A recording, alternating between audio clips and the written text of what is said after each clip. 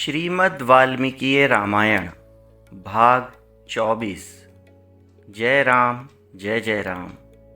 ज्ञान योग India channel पर आपका स्वागत है। पिछले सभी भाग सुनने के लिए प्लेलिस्ट का लिंक मैं डिस्क्रिप्शन बॉक्स में दे रहा हूँ। अब आगे। द्वाविंशः सर्गः। श्री राम का लक्ष्मण को समझाते हुए अपने वनवास में दैव को ही कारण बताना और अभिषेक की सामग्री को हटा लेने का आदेश देना। श्री राम के राज्याभिषेक में विघ्न पड़ने के कारण सुमित्रा कुमार लक्ष्मण मानसिक व्यथा से बहुत दुखी थे। उनके मन में विशेष अमर्ष भरा हुआ था। वे रोष में भरे हुए गजराज की भांति क्रोध से आंखें फाड़ फाड़ कर देख रहे थे।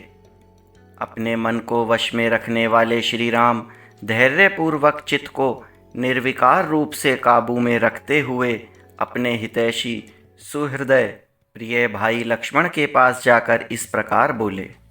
लक्ष्मण, केवल धैर्य का आश्रय लेकर अपने मन के क्रोध और शोक को दूर करो। चित्त से अपमान की भावना निकाल दो और हृदय में भली भांति हर्ष भरकर मेरे अभिषेक के लिए यह जो उत्तम सामग्री एकत्र की गई है इसे शीघ्र हटा दो और ऐसा कार्य करो जिससे मेरे वन गमन में बाधा उपस्थित ना हो। सुमित्रा नंदन, अब तक अभिषेक के लिए सामग्री जुटाने में जो तुम्हारा उत्साह था वह इसे रोकने और मेरे वन गमन जाने की तैयारी करने में होना चाहिए।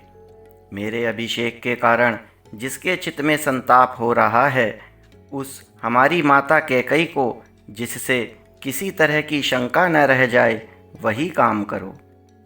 लक्ष्मण, उसके मन में संदेह के कारण दुख उत्पन्न हो इस बात को मैं 2 घड़ी के लिए भी सह नहीं सकता और न इसकी उपेक्षा ही कर सकता हूँ। मैंने यहाँ कभी जानबूझकर या अनजान में माताओं का अथवा पिताजी का कोई छोटा सा भी अपराध किया हो ऐसा याद नहीं आता। पिताजी सदा सत्यवादी और सत्य पराक्रमी रहे हैं। वे परलोक के भय से सदा डरते रहते हैं। इसलिए मुझे वही काम करना चाहिए जिससे मेरे पिताजी का परालौकिक भय दूर हो जाए।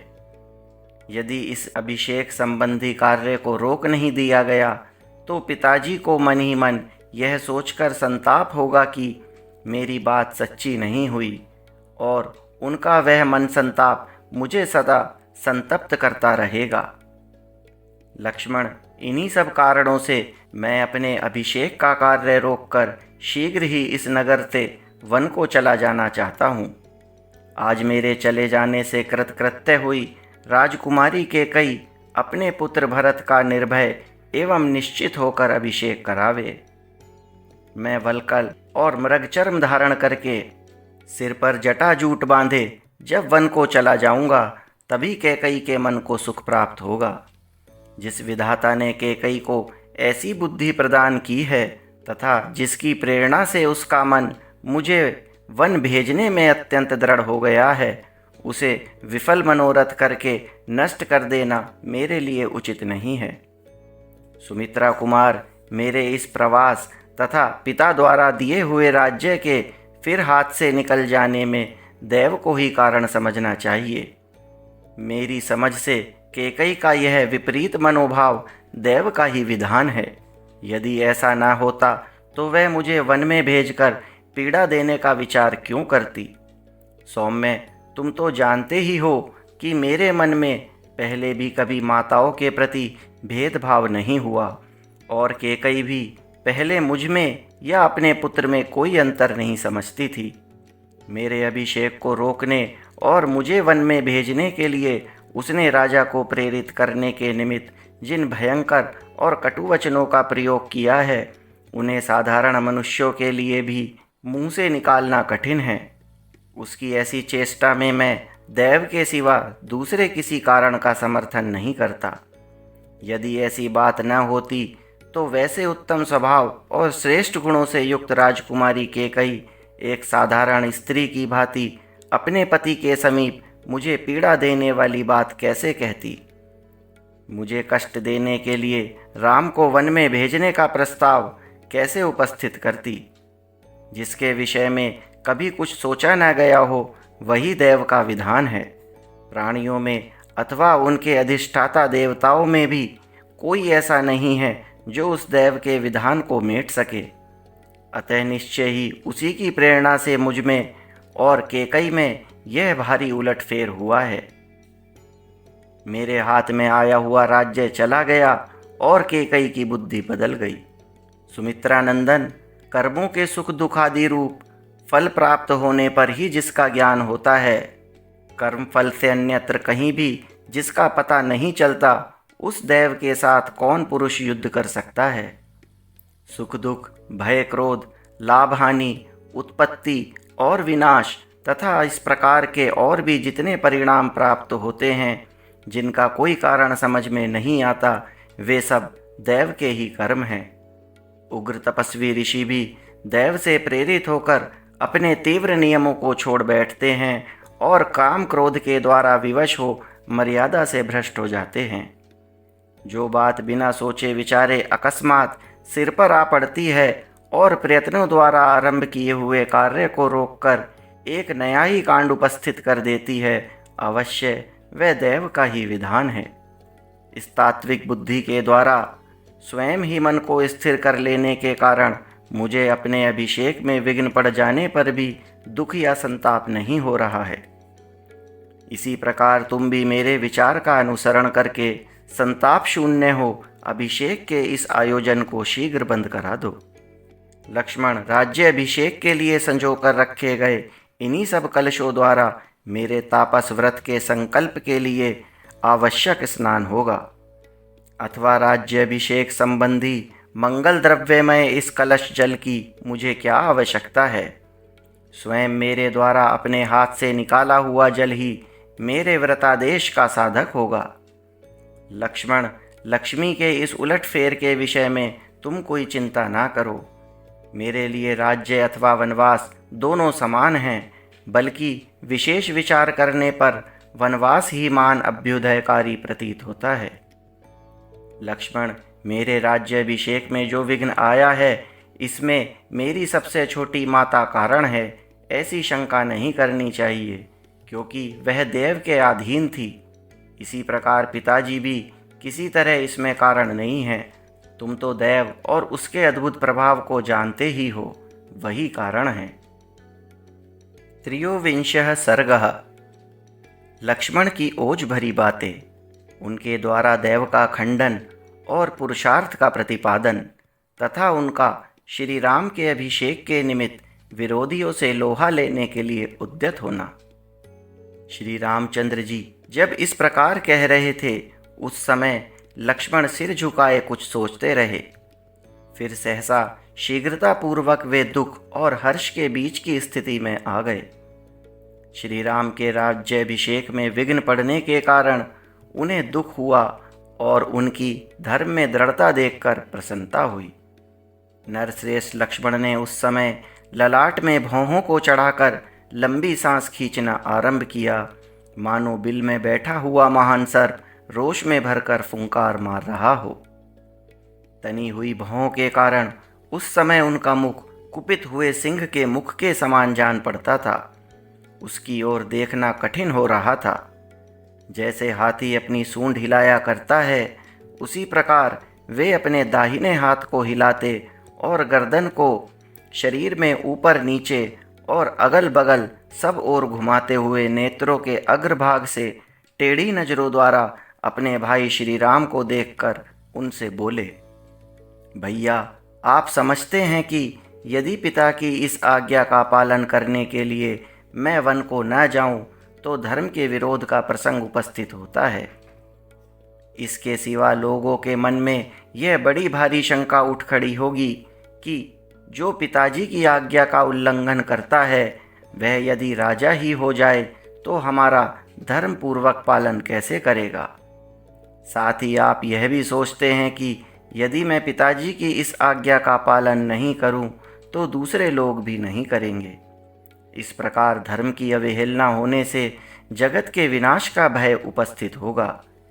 इन सब दोषों और शंकाओं का निराकरण करने के लिए आपके मन में वनगमन के प्रति जो यह बड़ा भारी संभ्रम उतावलापन आ गया है, यह सर्वथा अनुचित एवं भ्रम मूलक ही है, क्योंकि आप असमर्थ दैव नामक तुच्छ वस्तु को प्रबल बता रहे हैं।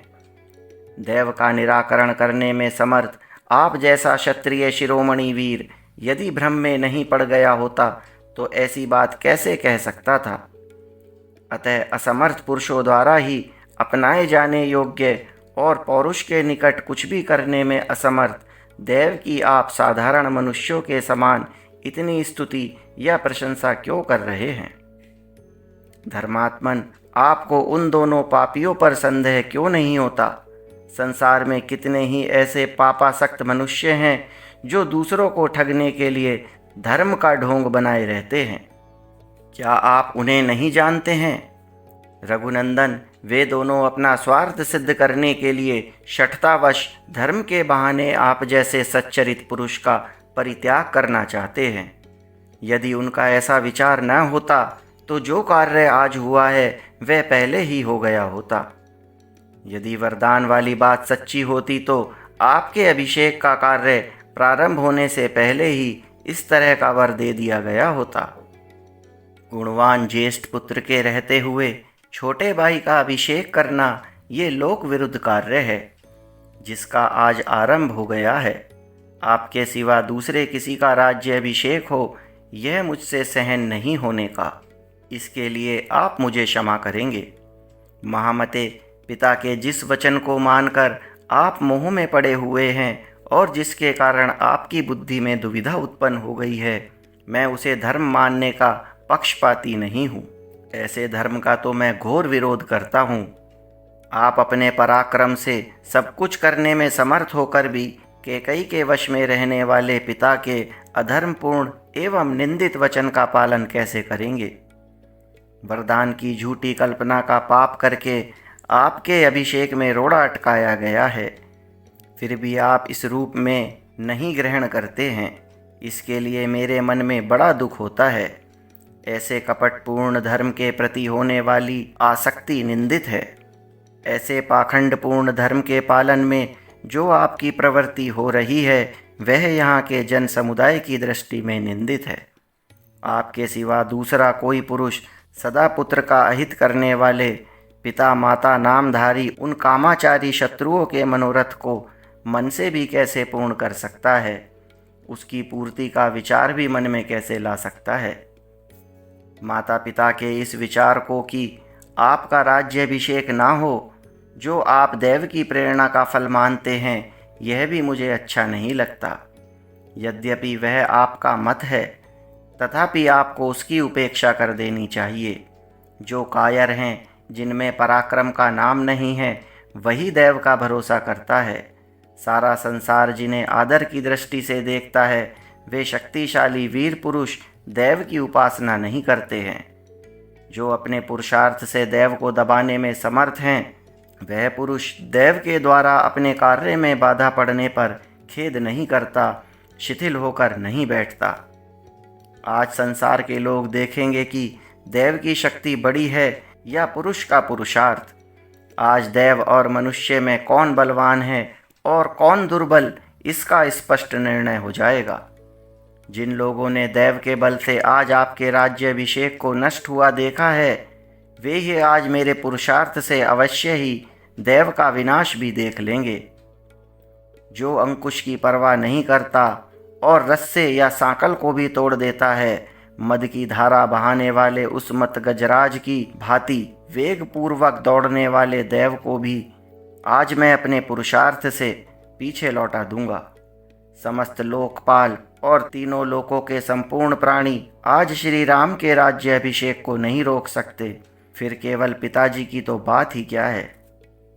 राजन, जिन लोगों ने आपस में आपके वनवास का समर्थन किया है, वे स्वयं 14 वर्षों तक वन में जाकर छिपे रहेंगे।